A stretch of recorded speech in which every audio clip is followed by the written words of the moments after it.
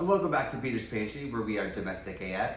And today we're gonna make ginger ale, which sounds complicated, but it's really not. You only need a handful of ingredients. You need some ginger root, some citrus, and then a sweetener. I prefer agave syrup. You can use simple syrup, honey, or maple syrup. I do think that maple syrup and honey will definitely be a little bit too flavorful for the ginger ale. And then simple syrup will give it a little bit too much of a sugar sweet taste. I really like agave, so this is what I've been using. So what we're gonna do is we're just start by chopping the ginger, and you don't have to peel it, you don't have to do anything. We're just gonna give it a rough chop at first, and then we're gonna throw it directly into the blender. And it's debatable how much you need. It just kind of depends on how much you wanna make. If they're big ginger roots, maybe 2 to 3. If they're small to medium, maybe double that. I think I got a little carried away at the grocery store, so I'm probably not gonna use all of this. So, start by just giving it a good rough chop. Okay, so now that the ginger is chopped, we're gonna put it in the blender, and we're gonna add about 4-ish cups of water.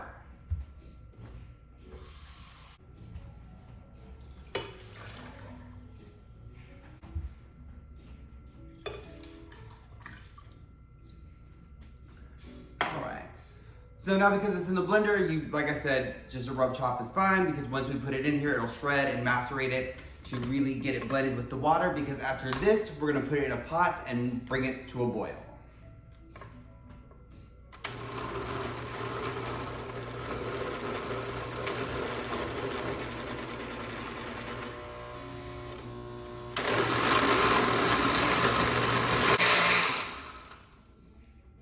Okay, for a moment there, I thought I needed a new blender.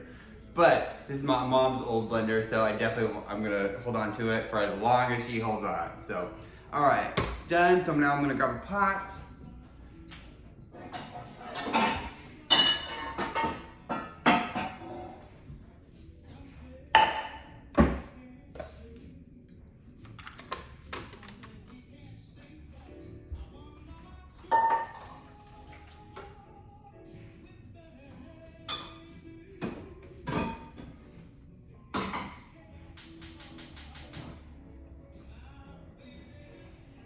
All right, now that that's on the stove, like I said, we're gonna bring it to a boil, but we're gonna bring it to a rolling boil and let it boil for 4 to 5 minutes, so not very long.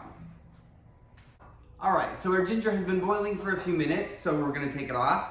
You're gonna need a big bowl and ideally 2 sieves. So you're gonna pour the mixture through the sieves. You're gonna get out all the ginger roughage, and then you're just gonna be left with the juice.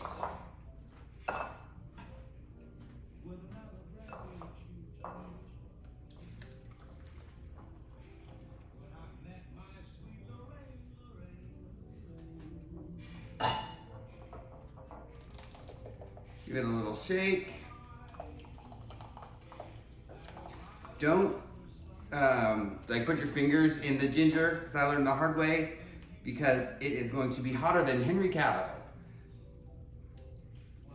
Or is it Cavill? I don't know.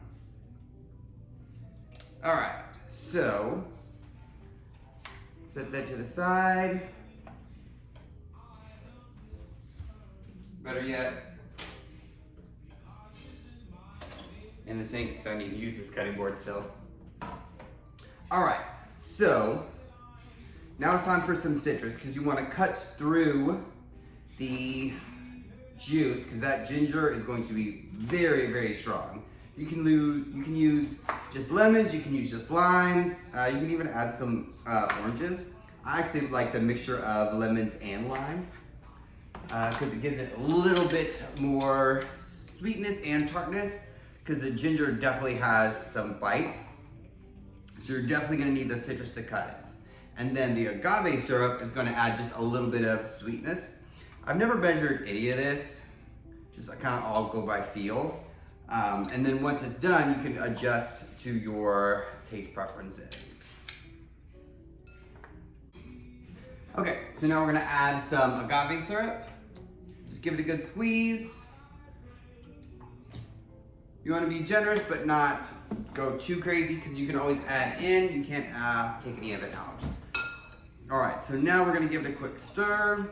Because it's hot, the agave syrup is going to melt basically and mix very easily with the juice.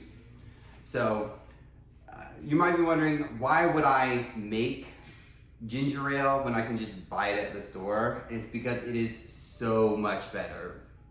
It's crazy. Even if you like ginger ale just a little bit, if you have homemade ginger ale, your mind will be changed for sure. Plus, there's a lot of great benefits for ginger. It's great for nausea, morning sickness. It's good for digestion. It's good for inflammation. So this is definitely something that is nice to have just as a mocktail, but even if you want to make it a little bit more adult, put it with some ice and then add some bourbon with it, and that makes a fantastic drink. So we're definitely going to need to let this cool for a little while. So while we do that, we're going to clean up. All right, now we've transferred the mixture into a jar, which we can easily store in the refrigerator. So now we're going to try it. So you just need a little bit of ice, some Topo Chico. This is Texas, so it's got to be Topo Chico. You're going to fill it about 3/4 with Topo. And then the rest you're going to do with the ginger. Because it is natural and like you made it yourself, it does kind of tend to separate, so you may have to give it just like a quick shake just to get the everything mixed back together. Ooh, good Lord. Well, a little bit of a mess. My friend used to always say, you can never rob a bank with me because I'm A, not subtle about anything, and B, I leave a trail wherever I've been. We used to always make fun of my mom because she did the same thing. You would always tell where she was because she left a mess or a trail wherever she had been. And damn it if I haven't turned out the exact same way. But all right, we're gonna give this a quick mix. Time to try. Damn. That is absolutely fantastic. A little bit goes a long way. This should last a week or so. And at this point, once you have the mixture done, all you need is some Topo Chico and some ice, and you're good to go. So hope you guys enjoy it. Let me know what you think in the comments. Bye.